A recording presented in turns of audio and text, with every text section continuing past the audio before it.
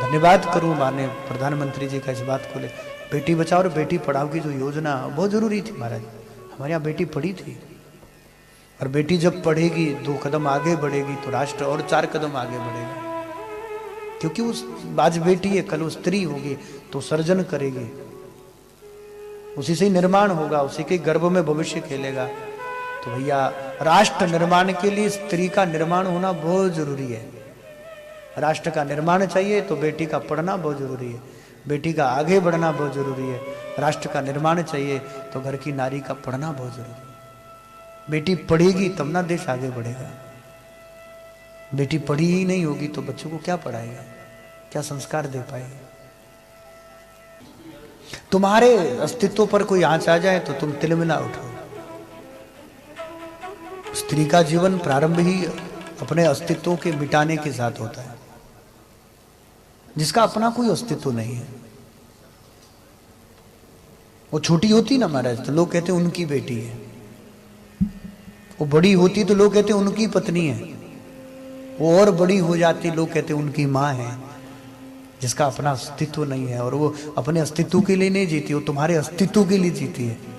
इसलिए कभी वो तुम्हारी बेटी बनकर रहती है, कभी वो तुम्हारी माँ बनकर रहती है, कभी वो किसी की पत्नी बनकर रहती है। इसलिए स्त्री को त्याग नहीं करना पड़ता, स्त्री तो त्याग की प्रतिमूर्ति रहती है। स्त्री तो स्वरूप ही त्याग का है, समर्पण का है। माँ को त्यागना सबसे कठिन है, पिता का त्याग करना बहुत कठिन है। भाई बंधु घर परिवार जहां पली वो त्याग करना बड़ा कठिन है, पर स्त्री त्यागती है भैया। जिससे उसका कोई लेना देना नहीं, जिस घर से उस घर को अपना मानती है, जिससे कोई संबंध नहीं है उसको अपना स्वीकार करके उस घर को संजोने में लग जाती है। इससे बड़ा समर्पण हो पाएगा?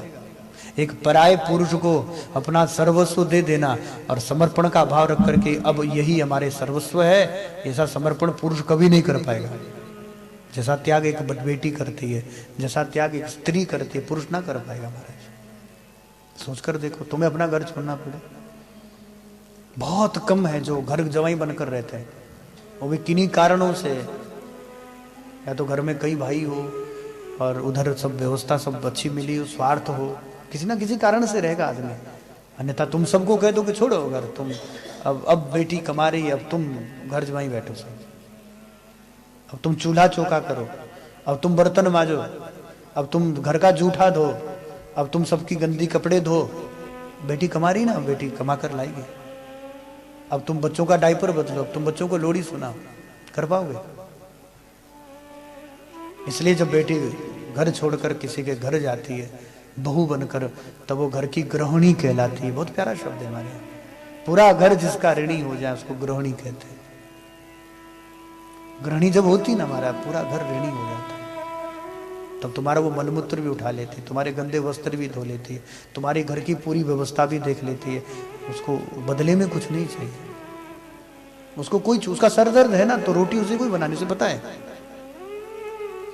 उसके पेट दर्द है, उसको समस्याएं हैं महीने में 2 बार 4 बार, तो भी उसे चूल्हा चौका करना है, तो भी उसको झाड़ू पोछा करना है, तो भी बर्तन उसी को मांजने, तब भी कपड़े उसी को धोने। घर नहीं, पूरा विश्व ऋणी है स्त्री का। हम तो साधुवाद करेंगे महाराज।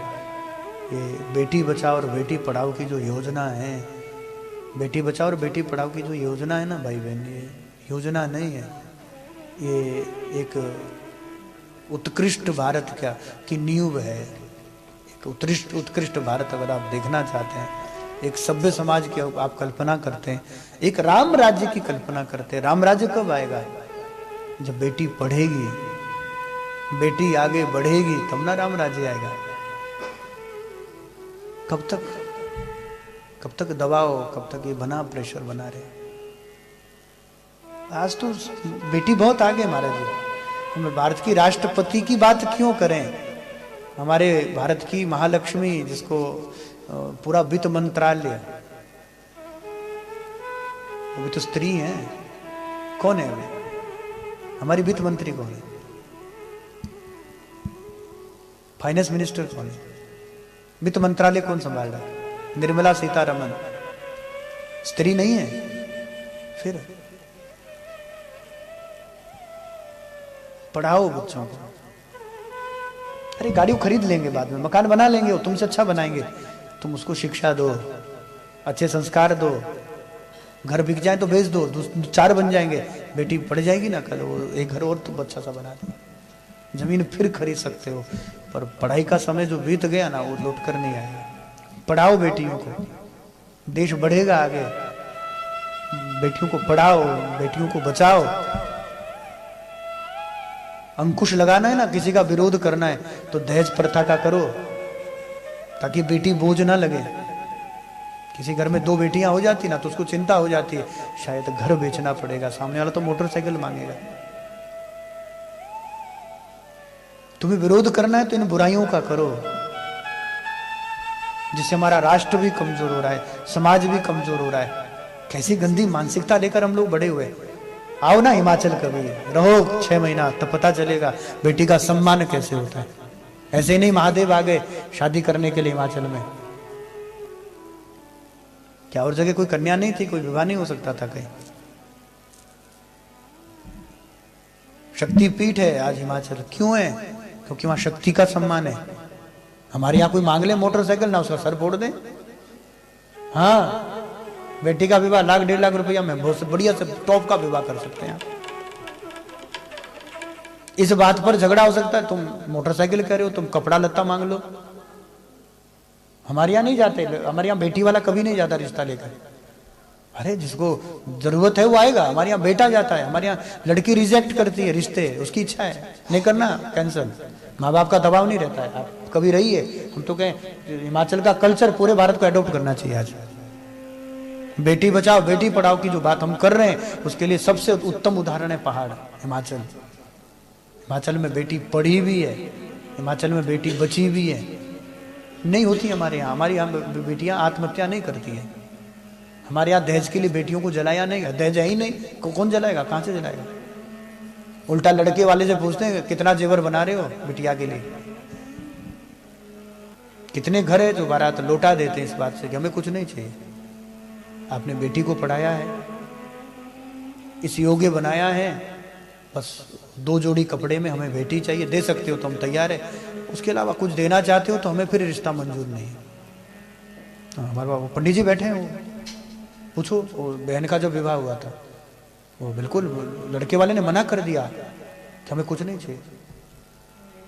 वो जिस जोड़े में पहनकर आएगी ना वो तुम्हारे घर का चाहिए, उसके अलावा तुम 2 जोड़ा सूट भी दोगे तो भी नहीं चाहिए हमें।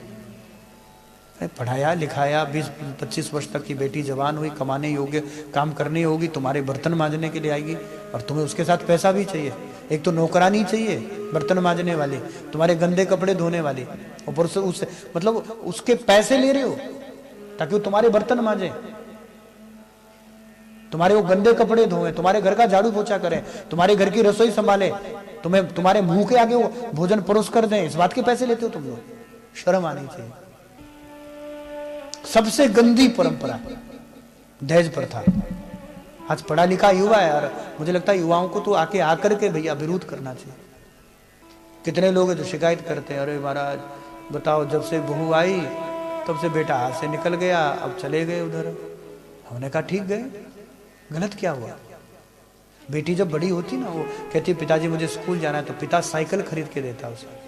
थोड़ी बड़ी हुई, पैसे हुए तो स्कूटी भी दे देता है, थोड़े पैसे वाला हो तो उसको गाड़ी भी दे देता है। एक दिन आता जब वो कहती मुझे दूल्हा चाहिए, विवाह की फिर वो ढूंढते हैं कि कितने में बिक रहा है, फिर मार्केट में मिलते हैं 10 लाख वाले, 50 लाख वाले, 1 करोड़ तक के दूल्हा मिलते हैं। वो खरीदे गए, तुमने बेच दिया बेटे को मोटरसाइकिल के नाम पर, अल्टो कार गाड़ी के नाम पर, तो वो तो खरीदा गया है, तुम्हारा बचा कहाँ? तुम तो कीमत लगा के बैठे हो 2, 4, 5, 10 लाख रुपए।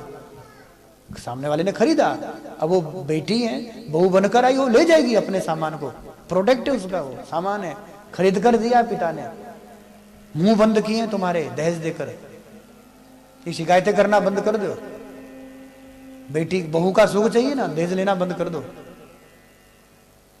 जिस दिन दहेज 0 हो जाएगा ना, उस दिन तुम्हारा अधिकार होगा बहू पर यह कहने का कि सेवा कर। तुम बेटे को बेच आओ 10-20 लाख में है, यहाँ कोई चौकीदार लग जाए महाराज तो वो 20 लाख का हो जाए। और कहीं मास्टर जी बन जाए तो फिर तो शायद मास्टर तो बिक जाता होगा 20-30-35 लाख का। क्यों मास्टर जी, कितनी कीमत है यहाँ? कोई पुलिस में लग गया, कोई टीचर, सरकारी नौकरी का कितना कीमत है? 20-30 लाख तो होंगे। है दहेज हमें पच्चा है 20 से लेकर 1 करोड़ तक। अब तूने बेटा बेच दिया अपना, अब बहू तो ले जाएगी उसको, यहाँ थोड़ी रखे हो, कहीं प्रयाग चलो, आसपास कहीं शहर में रहेंगे, क्यों रहेंगे? वो तब तक डंडा देगी जब तक तुम्हारा बेटा तुम्हें छोड़कर नहीं गया। तो बहू को दोष देना बंद कर दो, सर पीटना बंद कर दो। यदि करना है तो अपने लालच का जो घर है ना, वो सिकुड़ लो अपना समय रहते। बुढ़ापे में सेवा चाहते हो, और ये जो कर रही है बेटियां ठीक कर रही है। और ले लो 20-25 लाख, अगला खेत बेचकर तुम्हारा बेटा खरीदा है अपनी बेटी के लिए, तो और बल्कि पैर दबाओ तुम इनसे, आदमी से बहुत हो गया। अब क्या कहें हम? नहीं आप बता दो गलत कह रहे हैं हम, ये आदमी बैठे हैं, एक आदमी बता दो गलत कह रहे हैं। एक चीज बताओ, दहेज लिया हुआ पैसा किसी को फला है आज तक? किसी को लाभ मिला है आज तक? या वो लेकर के तुम अरबपति हो गए, या कोई बहुत बड़ा बिजनेस तुमने कर दिया, या उस 50 लाख लेकर के तुमने 10-20 करोड़ कमा लिए, आए पैसे उड़ा दिए? वो तो बाप जाने ना जिसने खेत बेच कर दिया होगा, वो बाप जाने जिसने 2% 4% में उधार लेकर दिया होगा। बेटी बहू घर में आए ना भैया, तो पिता की जगह खड़े होकर के उसको घर में ले आना, तुम्हें बेटी का सुख मिलेगा। पर हमें बेटी नहीं चाहिए ना, हमें बहू चाहिए। जैसा व्यवहार अपनी बिटिया से करते हो ना, ऐसे बहू से कर दो, तुम्हें बेटी से ज्यादा सुख ना बहू दे दे, गारंटी दे सकता हूं। जैसे मंदिर है, भारत के बड़े बड़े जो मंदिर है, अगर सरकार के हाथ में ये चीज हो और सरकार ये कर सके, तो गुरुद्वारा पैटर्न लागू कर देना चाहिए बड़े बड़े मंदिरों में। गुरुद्वारा पैटर्न का अर्थ क्या है? मतलब पार्किंग फ्री, जूता चप्पल स्टॉल फ्री, प्रसाद फ्री, लंगर भोजन फ्री, रहने के लिए सब फ्री। तो जो हमारे चढ़ावे का पैसा है वो हमारे काम आ जाएगा। पर तीर्थ पे जा महाराज जी, पार्किंग के नाम से लूटते हैं, जूता रखने के नाम से लूटते हैं, प्रसाद के नाम से लूटते हैं, दर्शन करने के नाम से लूटते हैं। ये हालत हमारी होगी सनातन की।